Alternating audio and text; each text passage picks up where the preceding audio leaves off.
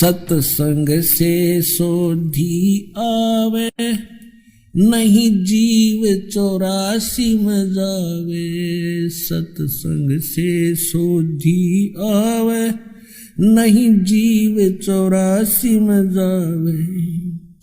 अब मेटो द्वेष और राग, ओ राग या उम्र बतेरी जाली। अब मेटो द्वेष और राग, हो राग या उम्र बतेरी जाली। ऐसे श्री कृष्ण में प्रवेश होकर के अर्जुन को युद्ध के लिए तैयार कर दिया और गीता का ज्ञान वेदों वाला और कुछ अपनी अटकल लड़ा के इसमें ज्ञान दे दिया। तो ये ब्रह्म बोल रहा है जो ब्रह्मा विष्णु महेश रुद्र इन सब का पिता है और दुर्गा इन सब की माता है। अब ये तो कह रहे हैं आदरणीय शंकराचार्य और सारे पवित्र हिंदू धर्म के गुरुजन कहते हैं कि केवल ब्रह्मा विष्णु महेश ही की पूजा करो, सर्वेश्वर महेश्वर हैं। और विष्णु जी कह रहा है कि मैं तो दुर्गा देवी की पूजा करता हूं, दुर्गा की, और इस तो ऊपर मैं किसी भगवान को नहीं जानता। ये इनका स्पिरिचुअल नॉलेज इनके गॉड का, भगवान का है जिसको ये पूज रहे हैं। दुर्गा कह रही है हिमालय को श्री देवी पुराण में 7वें स्कंद में 562 पृष्ठ पे कि केवल उस ब्रह्म की पूजा करो और सब बातें छोड़ दो। उसका ओम नाम है, ओम नाम के जप से उसकी प्राप्ति होगी, उस ब्रह्म को पा जाओगे जो ब्रह्म लोक में रहता है। और ये ब्रह्म क्या कहता है कि मेरा तो एक ओम अक्षर है और इसकी साधना करने से ओम से जो होने वाली परम गति है वो प्राप्त हो जाएगी। कहाँ जाएंगे? ब्रह्मलोक में। ब्रह्मलोक में गए हुए प्राणी भी फिर पुनरावृत्ति में। गीता जी अध्याय नंबर 8 के श्लोक नंबर 16 में लिखा, देखिएगा। अब ये तो आपने अध्याय नंबर 8 का और श्लोक नंबर 13 अभी पढ़ा था पहले भी, फिर देख लेते हैं। ओम इति एकाक्षरम ब्रह्म विहरण माम अनुसमरण, ये प्रियाति तजन देहम सयाति परमाम गतिम। ओम एक अक्षर, माम ब्रह्म मुझ ब्रह्म का, केवल यह एक अक्षर ओम है। ओम का इन्होंने अनुवाद ऐसे किया है, ऐसे कहो तो ऐसे लिख लो, एक का बात है। तो उसकी परम गति होती है जो ओम नाम के सत्र की, वो कहाँ जाता है? ब्रह्मलोक में चला जाता है। जैसे अभी आपने श्री देवी पुराण में पढ़ा कि श्री देवी जी कहती हैं कि तुम ओम नाम का जाप कर और उस ब्रह्म को प्राप्त हो जाएगा, ब्रह्मलोक में चला जाएगा। अब ब्रह्मलोक में गए प्राणी फिर पुनरावृत्ति में आते हैं, देखिएगा। ये गीता अध्याय नंबर 8 का और श्लोक नंबर 16। हे अर्जुन, ब्रह्मलोक पर्यंत सब लोग पुनरावृत्ति में हैं। यहां देखना, इन्होंने स्टार लगा रखे पुनरावृत्ति का, यहां परिभाषित किया है, अर्थात जिनको प्राप्त होकर पीछे संसार में आना पड़े, ऐसे इसको पुनरावृत्ति कहते हैं। ब्रह्मलोक तक पर्यंत, ब्रह्मलोक तक जितने भी लोग हैं उनमें गए हुए प्राणी भी पुनरावृत्ति में जन्म मृत्यु होती है। और ये स्वयं भी स्वीकार करता है गीता ज्ञानदाता कि अर्जुन तेरे और मेरे बहुत जन्म हो चुके, तू नहीं जानता मैं जानता हूं। तो ब्रह्म इनकी पूजा करने वाला भी जन्म मृत्यु में बना रहा तो परम शांति नहीं। गीता जी अध्याय नंबर 17 के और श्लोक नंबर 23 में कहा है कि उस सच्चिदानंद ब्रह्म को पाने का किसको, जहां जाने के बाद साधक फिर लौटकर संसार में कभी नहीं आते। देखिएगा अध्याय नंबर 15 का पंचदशो अध्याय 15वां अध्याय का ये प्रथम मंत्र है कि ऊर्ध्व मूलम अधः शाखम अश्वत्थम प्राहु अव्यम छंदासी यस्य पर्णानि ये तम वेद स वेदवित्। अब ये क्या बताया है कि आदि पुरुष परमेश्वर मूल आले ऊपर को जड़ है वो तो पूर्ण परमात्मा है।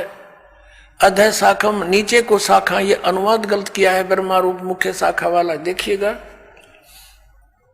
इस 2 नंबर श्लोक में अधः अधः 2 जगह है, इनका अनुवाद इन्होंने खुद किया है। यहां पर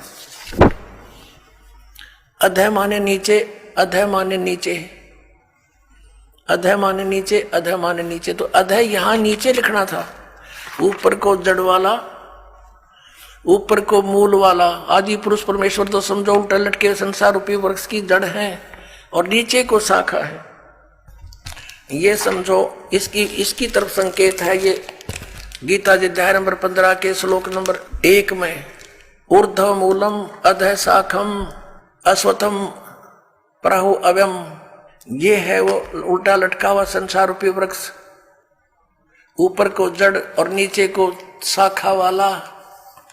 अब तीनों गुण यहां देखिएगा। अब गीता जी अध्याय नंबर 15 का श्लोक नंबर हम 1 पढ़ रहे हैं। इसका अर्थ है कि जो ऊपर को जड़ नीचे को शाखा, बिल्कुल स्पष्ट है, अधः शाखम। इन्होंने तो अड़ंगा डांड तो मतलब था, ज्ञान था ही नहीं। संसार रूपी पीपल के वृक्ष को अविनाशी कहते हैं। वेद जिसके पत्ते कहे गए हैं, उस संसार वृक्ष को जो पुरुष मूल सही तत्व से जानता है, स वेदवित, वह वेद के तात्पर्य को जानने वाला है, अर्थात वो तत्वदर्शी संत है। सह वेदवित तत्व से जानता है तो वह वेद के तात्पर्य को जानने वाला था, तो तत्वदर्शी संत है, इसका अर्थ ये। और फिर हम ज्यादा ना कहकर हम सिर्फ ये लेंगे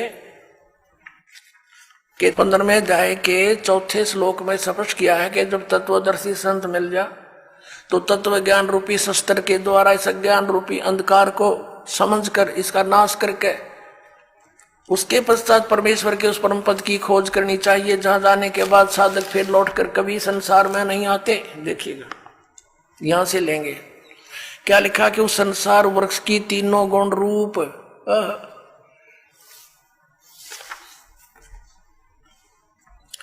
विषय पर वाला शाखा, तीनों गुण रूपता समझो उसकी विषय वासना वाली शाखा है, नीचे और ऊपर फैली हुई है। मनुष्य लोक में कर्मों के अनुसार बांधने के भी मुख्य कारण यही है, जो नीचे और ऊपर लोकों में फैली हुई है। ऊपर स्वर्ग लोक में, नीचे पाताल लोक में, पृथ्वी लोक पर ज्ञान बोला ही जा रहा है। अब ये तीनों गुण रूपी शाखा है। 3 गुण क्या है? रजगुण ब्रह्मा, सतगुण विष्णु, तमगुण शिव जी। देखिए मार्कंडेय पुराण, प्रकाशक मुद्रक हैं, गीता प्रेस गोरखपुर, गोविंद भवन कार्यालय कोलकाता का संस्थान, ये इनके फैक्स और फोन नंबर है। इसके 123 पृष्ठ पर देखिएगा, ये संक्षिप्त मार्कंडेय पुराण 122 के नीचे आएंगे, फिर साथ में इधर 23 है। अब मार्कंडेय जी बोले मुने, अब यहां जाते इसके सामने ही। इस प्रकार स्वयंभू परमात्मा की 3 अवस्थाएं हैं। रजोगुण प्रधान ब्रह्मा, तमोगुण प्रधान रुद्र, सतोगुण प्रधान विश्वपालक विष्णु है। ये ही 3 देवता हैं और ये ही 3 गुण हैं। कंसेप्ट क्लियर हुआ? समझदार को संकेत ही बहुत होता है। अब फिर पढ़िएगा इस पवित्र श्रीमद् भगवत गीता अध्याय नंबर 15 के श्लोक नंबर 1, 2 से आगे। एक तो पढ़ लिया आपने, अब 2 को देखिए। अध्याय नंबर 15 श्रीमद् भगवत गीता नंबर 2 में क्या कहा है कि इस संसार वृक्ष की तीनों गुण, रजगुण ब्रह्मा, सतगुण विष्णु, तमगुण शिव जी रूपी शाखा, परमेश्वर कबीर जी ने आकर बताया था कि जो संत संसार रूपी वृक्ष के सभी विभागों को भिन्न भिन्न बता देता है, सवेदवित, वह तत्वदर्शी संत है। कबीर परमेश्वर ने 600 वर्ष पहले कहा था, अक्षर पुरुष एक पेड़ है, निरंजन यानी क्षर पुरुष वा की डार, और तीनों देवा शाखा है, ये पात रूप संसार है। तो वो थे भगवान जो तत्वदर्शी संत की भूमिका करने आते ही आते हैं, वो ज्ञान वही समझाते हैं। तो ये बता कि तीनों गुण, रजगुण ब्रह्मा, सतगुण विष्णु, तमगुण शिव जी, ये जड़ तो पूर्ण परमात्मा स्वयं परम अक्षर ब्रह्म कबीर देव कबीर साहब हैं, ये कबीर साहब हैं। और अक्षर पुरुष ये तना है, शर पुरुष ये डार है। इसके 3 पुत्र हैं, रजगुण ब्रह्मा, सतगुण विष्णु, तमगुण शिव जी, ये शाखा है। और पात रूप ये सब यहाँ के तीनों लोकों के प्राणी हैं। अब आपके ये पवित्र श्रीमद् भगवद गीता जैसा पवित्र सदग्रंथ समझ में आवेगा। अभी तक तो इन्होंने अज्ञान बना रखा था, सबको श्री कृष्ण को ही बना रखा था, यानी विष्णु जी को ही। देखिएगा अध्याय नंबर 15 का श्लोक नंबर 2 हमने पढ़ा। पढ़ रहे हैं हम। उस संसार वृक्ष की तीनों गुण, रजगुण ब्रह्मा, सदगुण विष्णु, तमगुण शिव जी, ये जल से बड़ी हुई नहीं।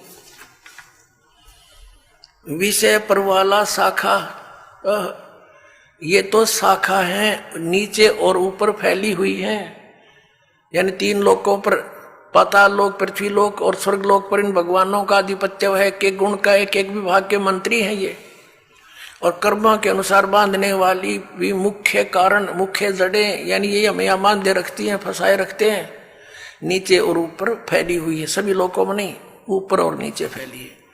अब तीसरे में कह, गीता ज्ञानदाता कहता है इस संसार का स्वरूप जैसा कहा है वैसा यहाँ विचार काल में नहीं पाया जाता।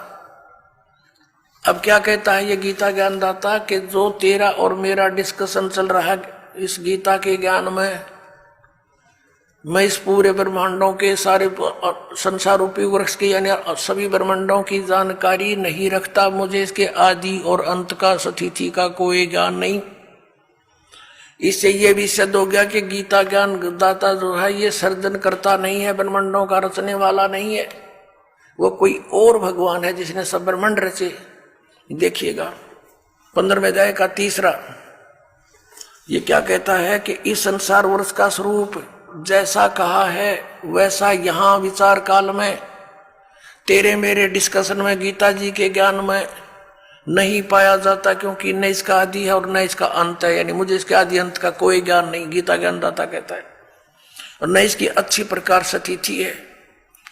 इसलिए इस सुविरुद्ध मूलम, मूल कौन है? परम अक्षर ब्रह्म और ऊपर के लोक, वो तो अविनाशी हैं, शुद्ध अति दृढ़ हैं, और नीचे के अति दृढ़ मूल वाले अश्वत्थम, इस पीपल के वृक्ष को, संसार रूपी वृक्ष को, दृढ़ेन दृढ़ असंख्य शस्त्रेण, वैराग रूप नहीं, तत्व ज्ञान रूपी शस्त्र द्वारा काट कर, अर्थात उस तत्व ज्ञान से तत्वदर्शी संत मिलने के पश्चात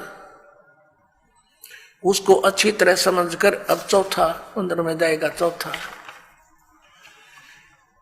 उसके पश्चात उस परम पद रूप परमेश्वर को भली भांति खोजना चाहिए, जिसमें गए हुए पुरुष यानी साधक फिर लौटकर संसार में नहीं आते, और जिस परमेश्वर से पुरातन संसार वृक्ष की प्रवृत्ति विस्तार को प्राप्त हुई है, अर्थात जिस परमात्मा ने सारे संसार रूपी वृक्ष की रचना की है, सारे ब्रह्मांडों की रचना की है, उसी आदि पुरुष नारायण की मैं शरण हूं, आदम पुरुषम,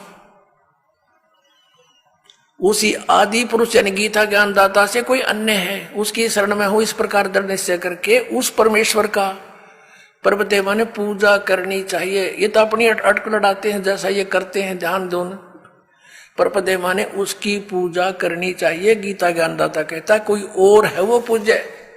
पुण्यात्मा, सुबह के सत्संग में विषय था कि 3 परमात्मा मुख्य रूप में, 3 पुरुष, सरपुरुष, अक्षर पुरुष और परम अक्षर पुरुष। तो यहां पर जो परम अक्षर पुरुष है, हम उसकी तरफ संकेत करते हैं कि वो है वो पूज्य। वो कौन है? स्वयं कबीर भगवान है, कबीर देव है, जिसने 600 वर्ष पहले आकर वो लीला की थी जो वेद बताते हैं और हमारे सदग्रंथों में विद्यमान है।